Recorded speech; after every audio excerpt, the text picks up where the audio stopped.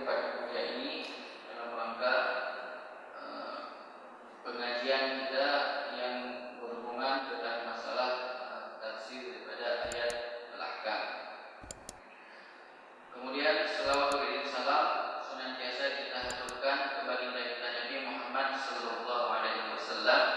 Semoga dengan kita banyak bersalawat kepada beliau, Allah Subhanahu wa taala senantiasa memberikan keberkahan kepada kita dan juga menjadikan syafaat ataupun penolong bagi kita nanti dari kiamat. Amin ya rabbal alamin. Pada hadirin sidang jamaah salat subuh yang dirahmati oleh Allah Subhanahu wa taala, pada pertemuan ini kita akan membahas tentang tafsir daripada surah Al-Baqarah ayat 183 sampai 187, di mana ayat ini berbicara tentang masalah kewajiban puasa bagi orang-orang muslim. Fariidatus shiyam 'alal muslimin, kewajiban puasa bagi orang muslim. Jadi ayatnya adalah dari 183 sampai 187. Di mana pada ayat 183 surah Al-Baqarah Allah Subhanahu wa taala menyampaikan kepada kita, a'udzu billahi minasyaitonir rajim. Bismillahirrahmanirrahim. Ya ayyuhalladzina amanu kutiba 'alaikumus shiyam kama kutiba 'alal ladzina min qablikum la'allakum tattaqun. Dalam ayat ini Allah Subhanahu wa taala menyuruh orang-orang yang beriman bahwasanya diwajibkan atas mereka untuk berpuasa. Kama kutiba 'alal ladzina min qablikum, sebagaimana diwajibkan atas umat-umat terdahulu sebelum kamu, la'allakum tattaqun, supaya ataupun agar kamu menjadi orang-orang yang bertakwa. Ini ayat ini adalah ayat yang turun kepada Nabi Muhammad sallallahu alaihi wasallam tentang kewajiban puasa. Ayat yang pertama turun tentang kewajiban puasa, di mana dalam bahasa Arab kata puasa itu disebut dengan asyam. Maka di sini asyam, kutiba 'alaikumus syiyam. Asyam itu asal katanya daripada shoma yasumu sauman. Sedangkan kata shoma fil lugha, asyamu fil lugha al-imsak an syai' wa tarku lahu. Jadi kata asyam dalam secara bahasa dia artinya al-imsaku an syai', menahan dari sesuatu, wa tarku lahu, dan juga meninggalkan sesuatu. Itu disebut dengan asyam, atau dalam bahasa kita disebut dengan puasa. Jadi bisa kita gunakan asyam, bisa juga kita gunakan as-shaum, itu sama, asal katanya sama, shoma yasum. Kalau saya katakan sumtu, berarti saya menahan dari sesuatu. Kemudian sesuatu ini dia bisa anil kalam, dari perkataan, awit ta'am, ataupun makanan, ataupun as-sayr, berjalan, safar. Jadi dia bisa menahan dari makanan, masa tidak makan, ataupun menahan dari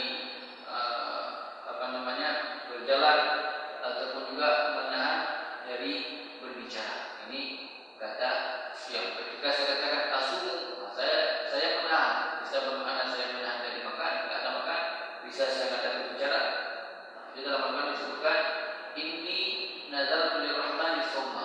Sawma ini bukan berarti dia menahan dari makan, tapi dia menahan dari berbicara, sebagaimana disebutkan dalam surah Maryam.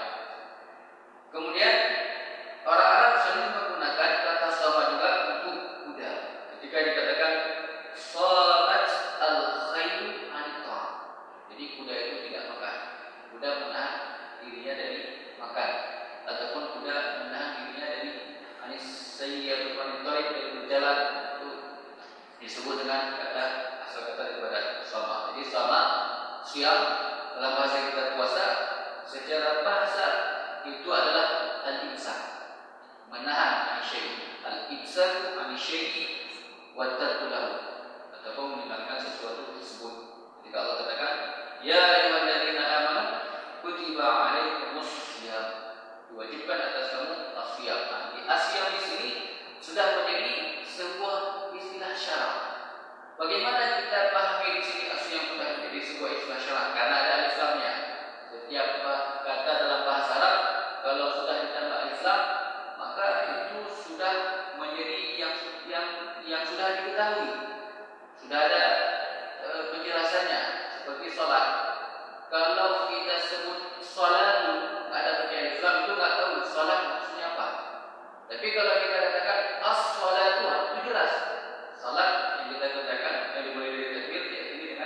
salam. Tapi kalau kita katakan salat itu salat secara bahasa bisa bermakna doa. Berarti kalau ada pemilik Islam berarti bisa bermakna doa. Bisa juga bermakna salat yang kita kerjakan ataupun salawat kepada Nabi. Itu arti daripada salat. Maka seandainya dibuat Islam itu sudah jelas. Adalah syarat adalah salat yang kita kerjakan dari yang diawali dengan takbir dan diakhiri dengan salam. Begitu juga dengan as-siyam. Dalam ayat ini Allah menggunakan as-siyam dengan alif lam. Berarti ini ada penjelasannya sudah jelas. Apa itu siyam? Berarti siyam ini secara praktek apa? Apakah secara bahasa maksudnya bukan lagi secara bahasa, tapi dia sudah menjadi secara syarak. Secara syarak as-siyam itu disebutkan al-imsaku 'anil muftirat. Al-imsaku 'anil muftirat, menahan diri dari al-muftirat yang membatalkan puasa. Fi zamanin makhsus, pada zaman tertentu. Apa zaman tertentu? Min tulu'il fajri ila ghurubish syamsi, dari terbit fajar sampai terbenamnya matahari. Jadi itu disebut dengan siap ataupun puasa secara syarak. Menahan dari sesuatu yang membatalkan puasa, yang membatalkannya dari terbit fajar sampai terbenamnya matahari. Maka puasa umat Nabi Muhammad dengan puasa umat terdahulu itu berbeda. Berbeda yang pertama dari segi waktunya. Kalau umat Nabi Muhammad berpuasa dari terbit fajar sampai terbenamnya matahari. Tapi kalau umat terdahulu itu kalau dikatakan puasa, puasa sehari penuh, satu malam satu hari. Saya puasa kita melakukan selama satu malam satu hari. Sedangkan umat Nabi Muhammad SAW puasanya min tulu'il fajri, menahan dari yang membatalkan puasa min tulu'il fajri ila ghurubish syamsi, sampai terbenamnya matahari. Itu kemudian puasa secara syarak. Maka dan Allah Subhanahu wa taala mewajibkan bagi umat Nabi Muhammad SAW berpuasa. Dan dalam ayat ini itu tidak disebutkan puasanya kapan.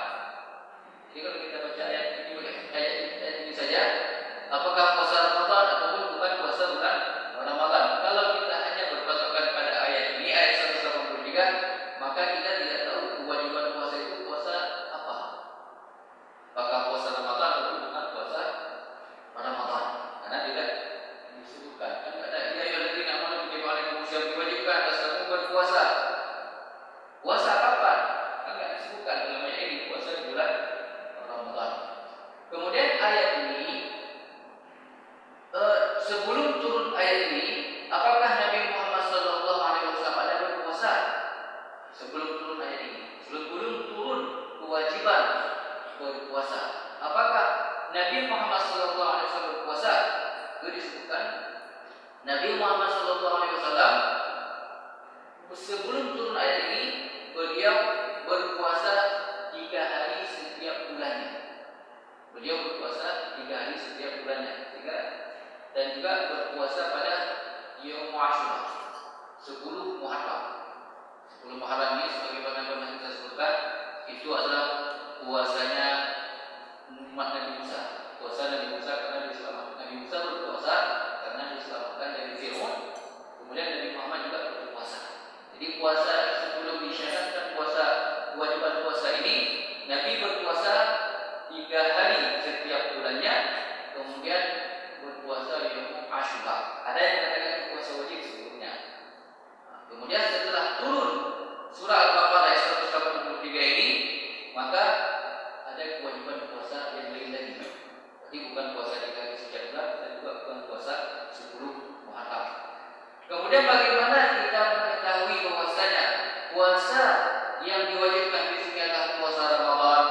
Nah, itu disebutkan pada surah Al-Baqarah ayat 185.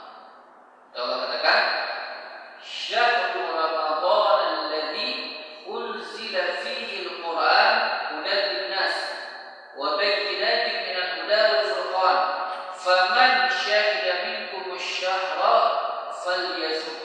Ini dalilnya. Syahrul Ramadan, pada bulan Ramadan diturunkan fihi al-Qur'an, diturunkan Al-Qur'an, hudan lin-nas, menjadi petunjuk bagi manusia, wa bayyinatin minal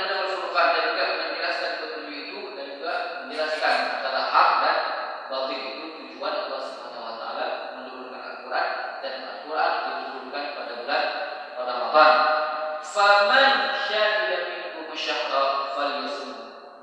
Barang siapa yang menyaksikan syahra di antara kamu. Berarti kalau dikatakan faman syahida minkum syahra, barang siapa yang menyaksikan di antara kamu ataupun dari kamu, dari sebagian kamu, syahra bulan, falyasum, maka hendaklah berpuasa. Jadi di sini bukan semua, bukan kalau ada satu orang melihat bulan, dua orang itu sudah bulan apa? Syahrul di sini adalah bulan Ramadan. Kenapa kita pahami syahrul bulan Ramadan? Karena ada Islam. Faman syahida minkum syahra. Karena sudah ada Islam, berarti bulan ini kembali kepada syahrul Ramadan pada awal ayat ini. Tapi kalau ada Islam itu menunjukkan atau bulan apa? Tapi kalau disebutkan faman syahida minkum syahra, yang ada Islam syahra, berarti sudah jelas bulan kembali kepada syahrul Ramadan. Jadi tidak diulangi lagi, tidak diulangi faman syahida minkum syahra Ramadan. Ada sebutan seperti itu karena sudah disebutkan pada di awal, maka cukup dengan menggunakan Islam saja dalam bahasa Arab. Berarti bulan ini adalah bulan Ramadan yang disebutkan pada awal ayat tadi. Maka barang siapa yang menyaksikan di antara kamu bulan Ramadan, falyasum, maka hendaklah kamu berpuasa pada bulan Ramadan. Ini dalil yang paling kuat dalam Al-Quran tentang kewajiban puasa pada Ramadan. Berarti surah Al-Baqarah ayat 183, ketika Allah Subhanahu wa taala menyampaikan kepada Nabi Muhammad dan umatnya kewajiban berpuasa, itu rinciannya dijelaskan pada ayat 185.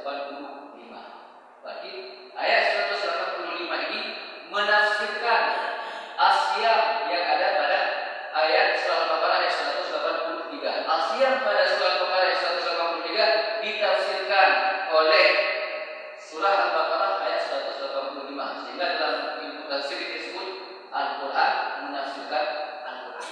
Jadi Al-Quran menafsirkan Al-Quran. Jadi kalau ditanya apa tafsir asyam puasa Ramadan, syahrul Ramadan fi Quran walinas wa bayyinatin min al-furqan faman syahida minkum syahra falyasum. Ini dalil kewajiban puasa bulan Ramadan dan juga dari hadis Nabi. Kemudian Nabi juga menjelaskan tentang kewajiban puasa bulan Ramadan, dan puasa bulan Ramadan juga merupakan salah satu daripada rukun Islam. Bagaimana disebutkan dalam hadis, bunyan Islam ala khams. Islam didirikan atas 5 perkara, atau juga boleh kita artikan rukun Islam ada 5. Rukun Islam ada 5. Syahadati an la ilaha illallah wa anna Muhammadar Rasulullah wa iqamis shalah wa ita'iz zakat wa hajjul bait wa shaum Ramadan. Yang pertama bersyahadat kepada Allah dan Rasul, mendirikan salat, membayar zakat, haji ke Baitullah, wa shaum Ramadan, puasa pada bulan Ramadan. Walaupun nanti dalam hadis lain di awal Ramadan dulu dengan haji itu tidak masalah. Tapi intinya rukun Islam itu ada 5. Salah satunya adalah puasa Ramadan, sehingga puasa Ramadan ini menjadi kewajiban bagi setiap umat Nabi Muhammad sallallahu alaihi wasallam. Kemudian turunnya surah Al-Baqarah yang kita surah Al-Baqarah ayat 183 sampai 187 itu turunnya adalah tahun kedua Hijriah. Jadi kalau ditanya kapan disyariatkan puasa Ramadan, pada tahun kedua Hijriah, dan turun surah ini, ayat ini pada bulan Sya'ban. Bulan Sya'ban, kemudian setelah bulan Sya'ban langsung ada kewajiban puasa Ramadan. Dan Nabi Muhammad sallallahu alaihi wasallam selama hidup beliau berpuasa sebanyak 9 kali. Selama hidup beliau berpuasa sebanyak 9 kali. Karena Nabi itu setelah disyariatkan puasa itu 9 tahun kemudian wafat. Jadi Nabi Muhammad berpuasa pada bulan Ramadan sebanyak 9 kali kemudian beliau wafat. Karena puasa Ramadan ini disyariatkan setelah hijrah dari Mekah ke Madinah pada tahun kedua Hijriah, pada bulan Sya'ban turun ayat ini. Dan setelah Sya'ban termasuk Ramadan, maka pada bulan itu kewajiban berpuasa. Namun pada awal Ramadan atau Ramadan pertama itu syariat puasa bukan tidak secara tegas, tidak secara tegas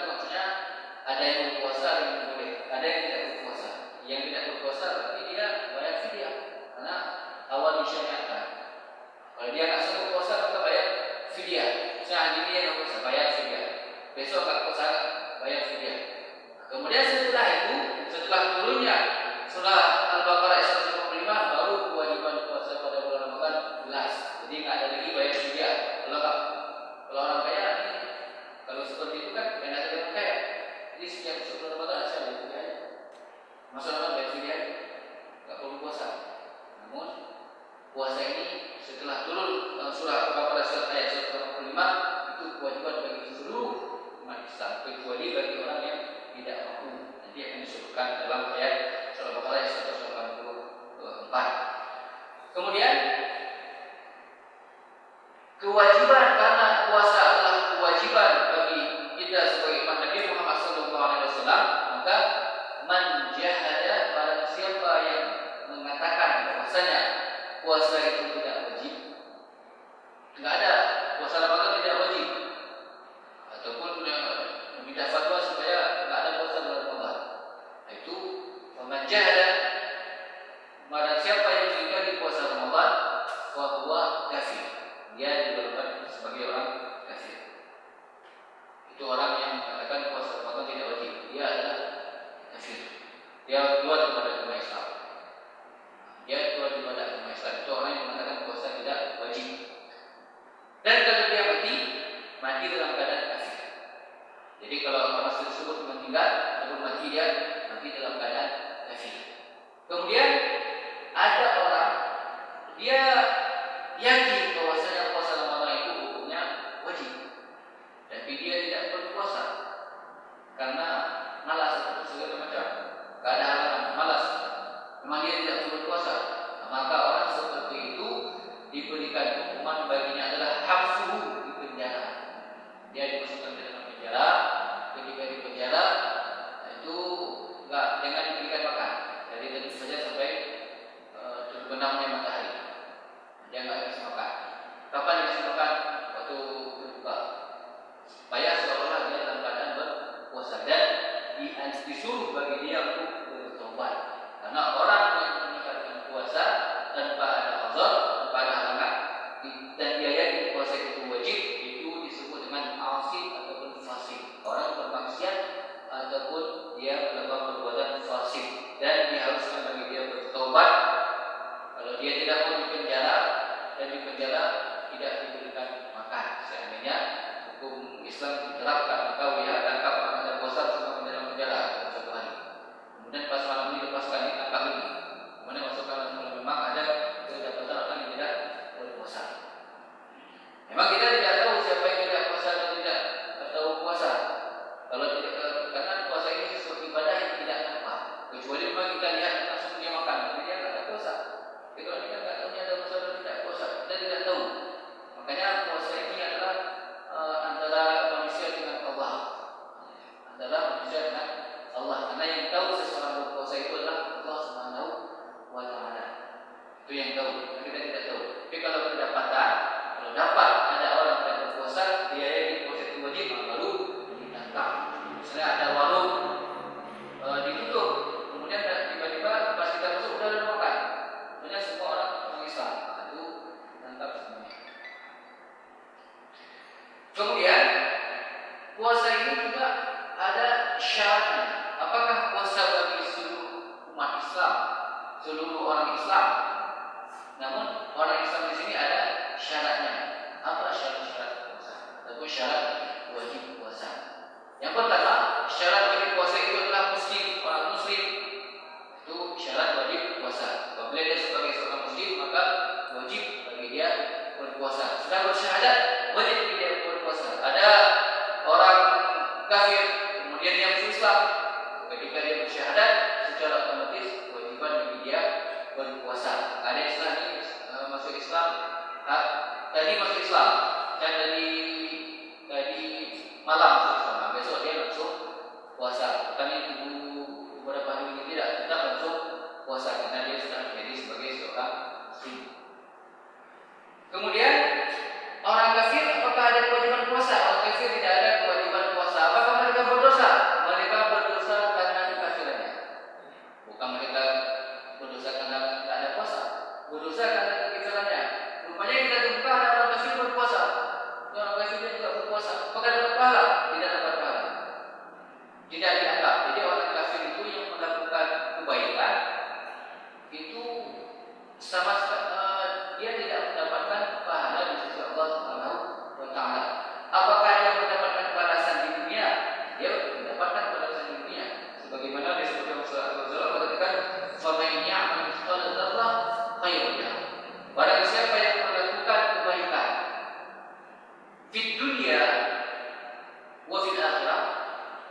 dia, kalau ada orang melakukan kebaikan di dunia, maka dia akan mendapatkan balasannya di dunia dan di akhirat, khusus bagi orang yang beriman. Tapi kalau orang kafir, dia melakukan kebaikan di dunia, dia akan mendapatkan balasannya di dunia, tapi dia tidak akan mendapatkan balasannya di akhirat. Jadi orang kafir, kalau dia melakukan kebaikan, misalnya ada orang kafir yang bersedekah selalu, apakah dia mendapatkan balasannya? Dia akan mendapatkan, akan kaya, Allah berikan rezeki yang lebih banyak bagi dia. Itu balasannya di dunia, itu orang kafir. Tapi di akhirat dia tidak mendapatkannya. Kenapa? Karena kekafirannya. Sedangkan orang Islam, kalau dia melakukan kebaikan, dia akan mendapatkan balasan di dunia dan juga akan mendapatkan balasan di akhirat. Dua kali dia mendapatkannya. Dia akan masuk ke dalam pahala dari Allah Subhanahu wa Ta'ala. Beda dengan kafir. Makanya kalau orang kafir berpuasa juga dia bulan Ramadan puasa juga dia. Pas sahur dia bukan sahur juga. Pas buka puasa dengan kita di masjid ini. Tanya kamu muslim? Saya kafir. Boleh muslim. Berarti Allah tidak menerima puasanya. Kenapa Allah tidak menerima puasanya? Karena kekafirannya. Dan ketika orang kafir masuk Islam, dia tidak perlu mengqadha puasa yang pernah dia tinggalkan ketika dia kafir. Kenapa? Karena Islam telah taubat bagi dia. Islam itu menghapuskan segala dosa-dosa dia. Jadi Islam ini dia bersyahadat, cukup dia mengucapkan syahadat, semua dosa-dosa dia terhapuskan. Walaupun ketika dia dalam keadaan kafir, itu paling banyak dosa, semua dosa dia lakukan, semua maksiat habis dulu. Ada yang dibuat. Kemudian Allah berikan hidayah dia masuk Islam. Itu Islam. Itu dia ini hapuskan segala dosa-dosa yang pernah dia lakukan ketika dia dalam keadaan kafir. Maka orang kafir tidak perlu lagi mengqadha dosa-dosa yang ditinggalkan ketika dia dalam keadaan kafir. Beda dengan orang yang murtad. Orang murtad orang yang keluar daripada agama Islam. Apakah orang murtad ada kewajiban puasa? Tidak ada. Dia berdosa karena dia murtad. Namun orang murtad itu adalah pertama muslim, kemudian dia masuk agama lain, kemudian masuk Islam. Kemudian bagaimana kalau dia masuk Islam lagi? Seandainya ada orang murtad yang selama 3 tahun, berarti ada 3 bulan, 3 kali tidak ada puasa. Kemudian masuk Islam, ketika dia masuk Islam, dia wajib mengqadha puasanya selama 3 kali. Beda dengan orang kafir tadi. Dia orang murtad itu beda. Kalau orang murtad masuk Islam beda dengan orang kafir masuk Islam. Kalau dia ada sholat, itu ada sholat juga diqadha selama 3 tahun. Karena dia dalam keadaan murtad itu juga lagi, itu juga dengan puasa. Kemudian syarat yang kedua, syarat dari puasa yang kedua itu adalah dia baligh. Baligh itu kalau laki-laki mimpi basah, kita dari mimpi basah, kalau perempuan sudah haid. Maka siapa saja yang sudah baligh maka wajib berpuasa.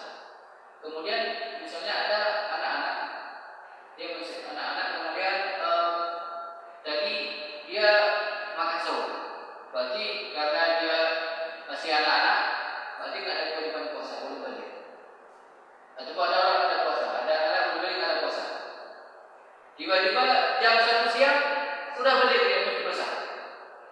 Apakah dia wajib puasa? Itu wajib menahan diri sampai terbenamnya matahari. Kalau baliknya misalnya sahur tadi kan dia wajib puasa. Pas bangun sahur sampai basah ya, itu maksud besoknya dia wajib berpuasa. Itu balik. Jadi kalau haid kan ada masanya. Kalau haid kalau sudah 1 hari kan paling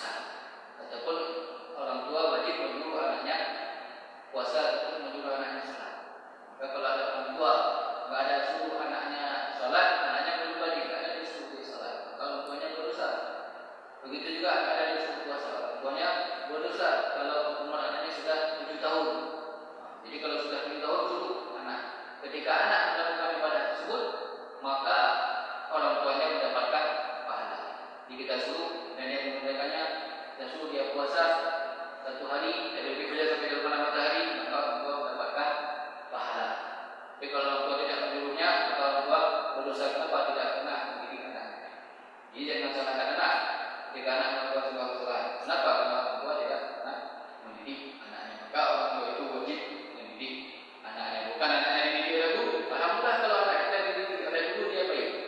Tapi kalau tidak baik, itu juga orang tua.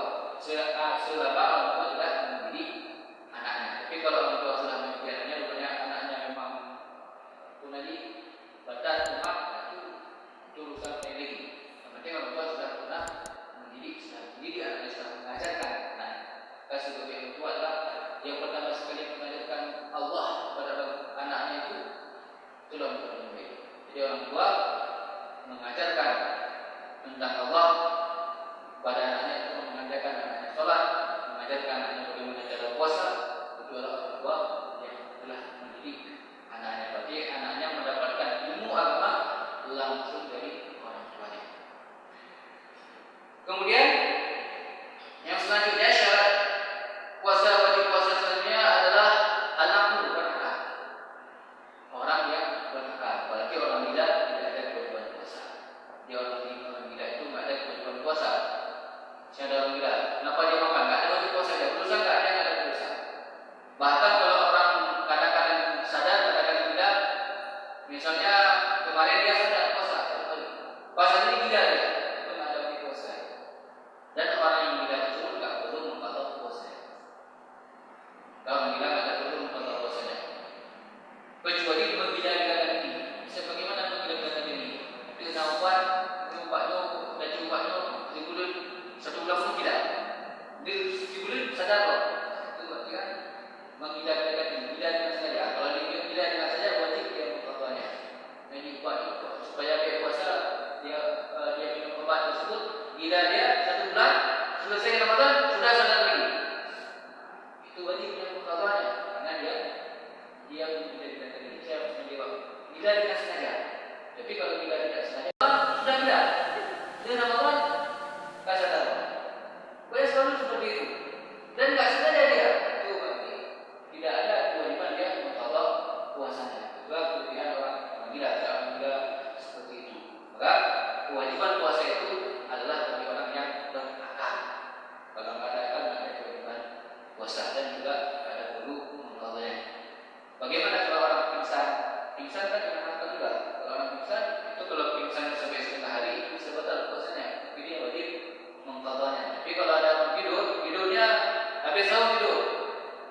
Orangnya pilih ada jaga lagi. Subang subuh ada subuh. Memang ada berbeda. Berbeda pada itu sore. Baru bangun dia.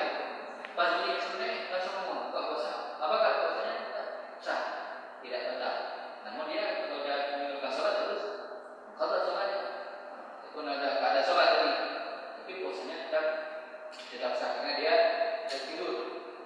Bukan batal puasanya. Karena tidur itu tidak membatalkan puasa. Tapi mengenai kalau orang tidurnya banyak, ini pahala puasa yang seharusnya dia bisa mengaji, baca Al-Quran atau melakukan amal saleh yang lainnya, tapi dia gunakan untuk tidur. Kemudian syarat wajib puasa yang selanjutnya yang keempat itu adalah an-naqa' an-haid dan nifas. Suci daripada haid dan nifas, khusus bagi perempuan. Bagi perempuan apabila dia haid atau nifas maka tidak ada kewajiban bagi dia berpuasa. Misalnya ada orang dia baru hijrah dalam keadaan haid ataupun nifas, karena baru hijrah sembahyang sih, puasa juga, berdiri juga, itu berdosa. Itu dia berdosa karena Allah dan Rasul memerintahkan bagi orang yang membuat haid atau nifas untuk tidak berpuasa, berarti melarang. Allah melarang dan Nabi melarangnya. Orang yang sudah haid dan nifas tidak dilarang berpuasa, dilarang salat. Ketika mereka meninggalkan salat, meninggalkan puasa, maka mereka mendapatkan pahala. Jadi kalau ditanya siapa orang yang tidak ada salat, tidak ada puasa dapat pahala, itulah perempuan dalam keadaan haid dan nifas. Tidak ada salat dapat pahala. Kalau salat berdosa. Tidak ada puasa dapat pahala. Kalau puasa berdosa. Namun apabila ada perempuan yang haid berhalangan dan nifas,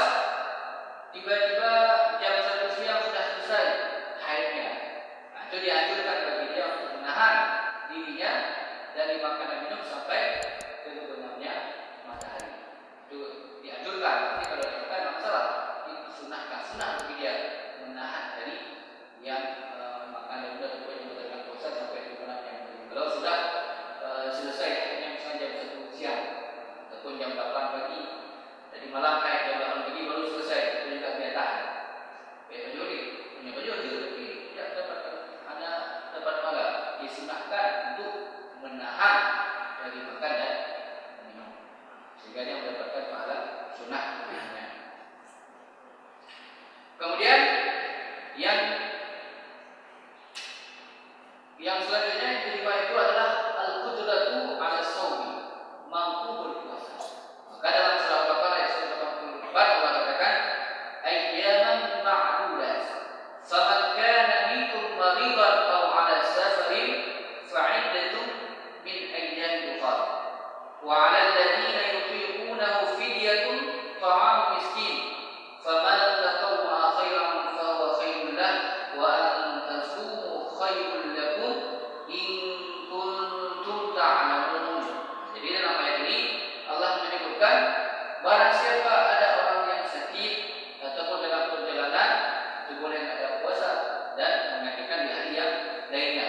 Dan ada pun orang yang tidak mampu untuk berpuasa dan memang tidak mampu sama sekali dan setiap orang tidak mampu berpuasa, fidyatun ta'am miskin, maka membayar fidyah yang diberikan yaitu memberikan makan kepada orang miskin. Fidyatun ta'am miskin. Maka dalam ayat ini fidyah wa 'ala alladziina yutiqunahu fidyah. Bagi orang yang tidak mampu berpuasa, fidyah, membayar fidyah. Apa itu fidyah? Ta'am miskin. Itu tafsirnya. Jadi dalam satu ayat ini langsung Allah menafsirkan kata fidyah itu. Kan disebutkan wa 'ala alladziina yutiqunahu fidyatun faman tatawwa. Dan Allah sebutkan fidyatun. Apa itu fidyah? Ta'am miskin. Dimaksud kata fidyah itu tebusan.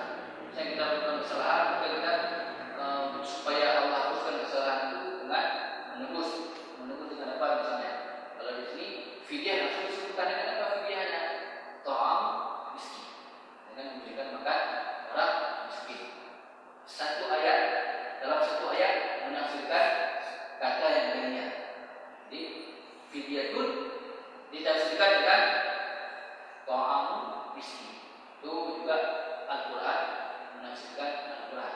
Jadi dalam penafsiran Al-Quran itu ada Al-Quran menafsirkan Al-Quran, kemudian hadis menafsirkan Al-Quran, ada juga perkataan sahabat menafsirkan Al-Quran, ada juga perkataan tabi'in menafsirkan Al-Quran, dan juga perkataan para ulama menafsirkan Al-Quran selama perkataan mereka tidak melenceng. Tapi kalau sudah melenceng itu sudah tafsir sesat namanya. Dia buku kali ditafsirkan itu sudah menjadi tafsir sesat, tidak ada rujukannya. Maka kalau bagi orang yang menafsirkan Al-Quran itu harus menguasai, ada banyak ilmunya sehingga dia bisa menafsirkan Al-Quran secara rakyunnya. Dan rakyun pendapat yang sahih, yang sesuai dengan kaedah-kaedah syarak, itu sesuai dengan tidak melenceng dari akidah kita atau dari tauhid kita. Kemudian maka syarat yang wajibnya kelima tadi adalah al-qudrah al-siyam, mampu berpuasa. Berarti kalau ada orang tidak mampu berpuasa, maka boleh dia tidak berpuasa. Maka di sini wa 'alal ladzina yutiqunahu, ini bagi orang yang taqah itu yutiqu taqah, ada kemampuan. Kalau ada orang mampu berpuasa, maka puasa. Nanti ada at-taqatu wal muslim. Kalau taqah itu dia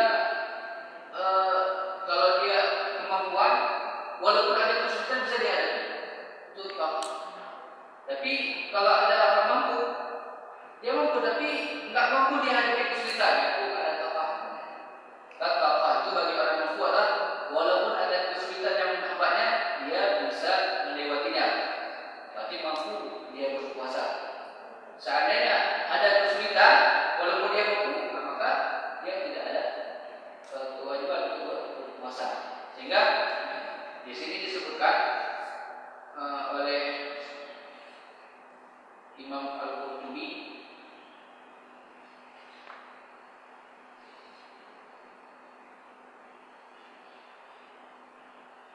jadi Imam Qurtubi tentang orang sakit. Jadi orang sakit apakah dia mampu berpuasa? Itu tergantung sakitnya bagaimana. Orang yang melakukan perjalanan, apakah dia harus mampu berpuasa? Juga tergantung perjalanannya. Pemangkan itu mariba, orang yang sakit, kemudian orang yang dalam perjalanan. Kalau ada orang yang sudah tua, sudah jumbo, dan memang tidak mampu lagi berpuasa, maka dia fidyah.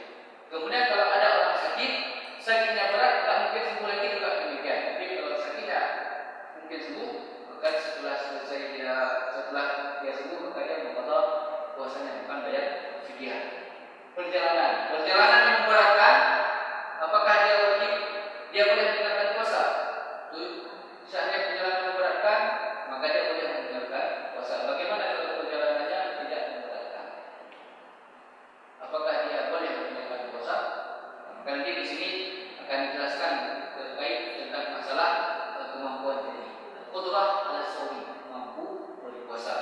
Orang sakit, kalau sakitnya itu memberatkan ketika dia puasa, maka dia boleh untuk tidak puasa. Tapi kalau sakitnya itu tidak menyebabkan efek bagi puasanya, maka dia harus berpuasa. Namun sakit jauh, apakah kesini kan sakit? Kenapa kamu tak puasa? Saya sakit apa? Tangan saya luka. Itu sakit juga. Tapi mampu nggak dia puasa dengan dia sakit tangan? Mampu. Bukan sakit seperti itu. Walaupun nanti ada juga ulama seperti kalangan Zahiriyah disebutkan, mereka menyebutkan sakit modal janabah. Itu kalangan Zahiriyah. Orang Zahiriyah itu yang memahami dari teksnya. Yang juga teks seperti itu. Karena di sini ada teksnya, faman kana minkum maridan aw ala safar, barang siapa yang di antara kamu yang sakit atau dalam perjalanan, berarti sakitnya umum. Kenapa sakitnya umum? Karena ada Islam. Maridan. Bukan sakitnya umum. Kalau al-marid ada faman kana minkum maridan. Ada Islam berarti sudah khusus sakitnya bagaimana? Tapi di sini kan umum. Maka orang lainnya berpendapat ini sakit boleh sakit apa saja. Sakit luka tangan pun boleh ada puasa. Tapi jumhur ulama mengatakan sakit ini fihi masyaqqah, kesulitan bagi dia untuk berpuasa.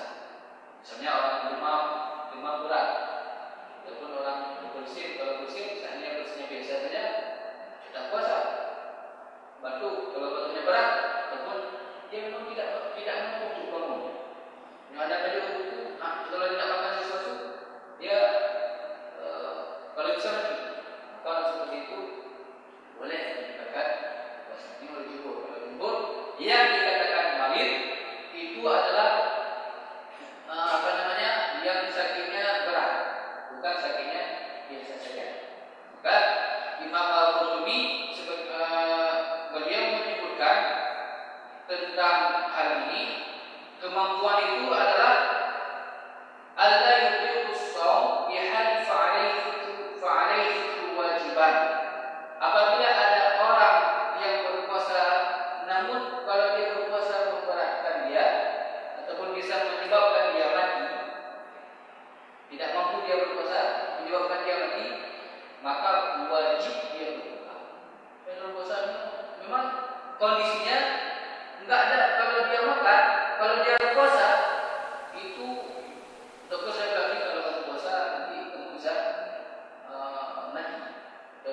Ada indikasi seperti itu. Walaupun mati itu Allah Subhanahu wa Ta'ala. Kemudian dia puasa, wajib dia berbuka. Berarti kalau dia lanjut, kan mati syahid. Mati bunuh diri namanya. Sudah tahu dia sakit, dan sakitnya itu bisa, kalau dia enggak makan, bisa menyebabkan dia mati, dan dia juga bersikeras untuk berpuasa supaya mati di bulan Ramadan. Kemudian mati dalam keadaan berpuasa. Itu bukan mati syahid, dia mati bunuh diri. Sama dengan orang lain dia racun. Minum racun. Kenapa kamu minum racun? Mati syahid. Mati bulan Ramadan. Kenapa mati bulan Ramadan juga? Bunuh diri bulan Ramadan. Itu sama juga hukumnya juga dosa. Wal-iyad juga. Kan berarti yang ini kalau mati bulan Ramadan itu mati dia orang baik. Rupanya mati dia bukan mati minum racun. Kalau mati minum racun, kemudian mati. Kan seperti itu. Kemudian ayat surah ala shaumi bi darar wa masyaqqah fa hadza yustahabbu lahu al-fitr. Kemudian untuk itu juga menyebutkan ada orang dia mampu berpuasa tapi ada kesulitan. Ketika dia berpuasa ada kesulitan, tapi kesulitan itu tidak menyebabkan dia mati.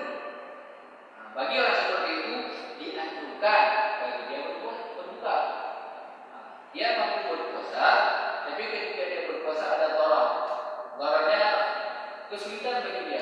musyaqqah, bagi dia dianjurkan berbuka. Beda dengan yang tadi. Yang pertama tadi disebutkan Imam Qurtubi, ada orang berpuasa tapi dia tidak mampu berpuasa. Kalau dia puasa dia bisa mati, maka wajib bagi dia berbuka. Yang kedua, dia mampu berpuasa, tapi ketika dia berpuasa banyak kesulitan yang dia dapatkan, maka dianjurkan bagi dia untuk berbuka. Itu definisi al-qudrah yang disebut qudrah yang disebutkan oleh Imam Qurtubi dalam hal kaitannya tentang puasa. Kemudian kalau musafir juga sama. Seandainya musafirnya enggak ada masyaqqah ataupun ada darar, enggak ada darar, maka dia lebih baik. Maka pada akhir ayatnya Allah katakan wa antasumu khairun lakum, maka kamu berpuasa. Begitu juga orang melakukan perjalanan, enggak ada membahayakan dia, maka berpuasa lebih baik bagi dia. Tapi kalau dia tinggalkan boleh. Walaupun dalam masalah hadis sebagaimana kita katakan tadi, para ulama berbeda pendapat tadi, tetap pendapat yang paling kuat itulah pendapat jumhur. Mari sudah dijelaskan hari ini bagaimana safar perjalanan dan bagaimana. Para ulama mazhab seperti Imam mazhab mazhab Syafi'iyah